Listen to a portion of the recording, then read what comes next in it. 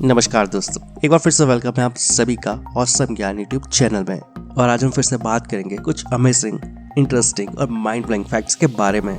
जैसे कि क्या आपको पता है कि आईफोन में टाइप सी पोर्ट क्यों नहीं आता है? एसडी कार्ड का फुल फॉर्म क्या होता है? इंजन ऑयल का जो डब्बा होता है उस पर लिखे इन कोड्स का क्या मतलब होता है? तो इस वीडियो को एंड तक पूरा जरूर देखें, क्योंकि यहाँ आपको काफी कुछ नया जानने को मिलेगा। तो चलिए शुरू करते हैं। दोस्तों, आप में से कई लोग टू व्हीलर और फोर व्हीलर का इस्तेमाल तो जरूर करते होंगे। अब कोई भी गाड़ी हो, टू व्हीलर हो या फोर व्हीलर, उसमें इंजन ऑयल का इस्तेमाल तो जरूर होता है। और अधिकतर लोग इंजन ऑयल खरीदते समय दुकानदार से अच्छा वाला इंजन ऑयल मांगते हैं, और कुछ लोग अपनी पसंदीदा कंपनी का इंजन ऑयल मांगते हैं। लेकिन क्या आपको पता है कि इंजन ऑयल की परफॉर्मेंस इस बात पर डिपेंड नहीं करती है कि उसे किस कंपनी ने बनाया है, बल्कि ये इस बात पर डिपेंड करती है कि वो किस सिचुएशन में कितना काम करेगा। इंजन ऑयल का जो बॉक्स होता है उसके ऊपर एक कोड लिखा होता है, जैसे कि 15W40 या 20W40, या इसके अलावा भी कुछ और कोड्स लिखे हो सकते हैं, जैसे कि 10W30, 20W50 या 80W90।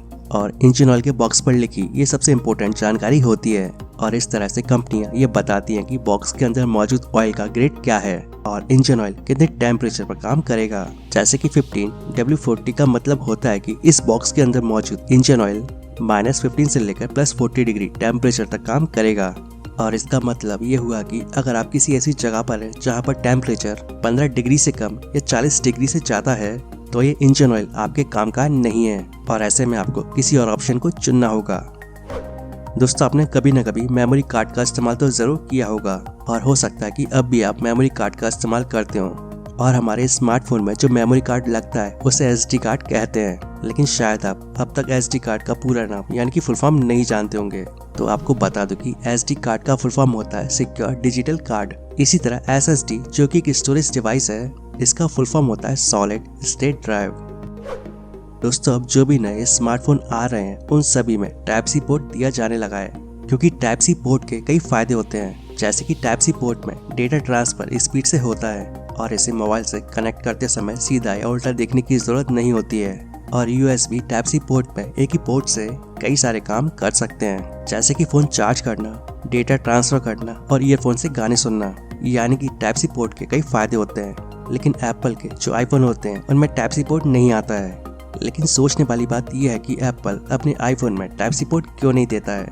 वैसे आपको बता दूं कि टाइप सी पोर्ट को सबसे पहले एप्पल ने ही लगाया था 2015 में 12 इंच के जो मैकबुक आए थे उसमें। और आज के टाइम में एप्पल के आईपैड और मैकबुक में टाइप सी पोर्ट तो देखने को मिलते हैं, लेकिन आईफोन में अभी भी पुराना लाइटनिंग पोर्ट दिया जाता है।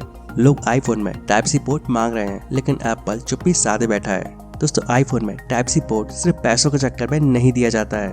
अगर आपके आईफोन की लाइटनिंग केबल खराब हो जाती है तो ये आपको दूसरी खरीदनी पड़ती है, और आईफोन का एक केबल काफी महंगा होता है। अगर आईफोन में टाइप सी पोर्ट दे दिया जाए तो आप केबल के खराब होने पर घर में रखा कोई भी टाइप सी केबल चार्जर में लगा देंगे, और ऐसा करने से आपका काम तो बन जाएगा, लेकिन कंपनी का नहीं। यानी कि इसमें सिर्फ आपका फायदा है, कंपनी का नहीं, और इसी वजह से आईफोन में टाइप सी पोर्ट नहीं आता है।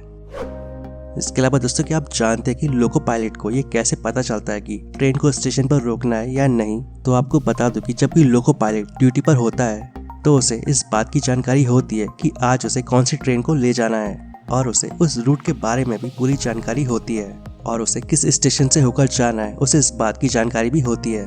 उसे उस रूट में लर्निंग दी जाती है दिन और रात दोनों की, और उसे ये बताया जाता है कि वो जिस ट्रेन में काम करेगा या जिस ट्रेन को वो लेकर जाएगा उसे किस स्टेशन पर रोककर ले जाना है।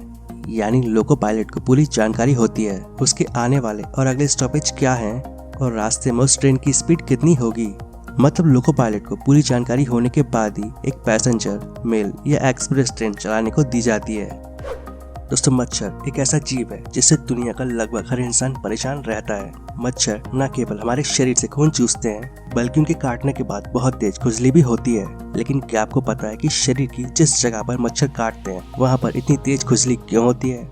दोस्तों, मादा मच्छर शरीर से खून चूसने के लिए अपना बारीक डंक चुभोती है। मनुष्य के शरीर में खून का थक्का बहुत जल्दी बन जाता है, और इसी वजह से खून चूसते समय मच्छर उसमें एक जहरीला रसायन मिला देते हैं, और इस वजह से मच्छर को खून चूसने में कोई परेशानी नहीं होती है। जहरीला रसायन शरीर में पहुंचता है तो उसी वजह से व्यक्ति को खुजली होने लगती है।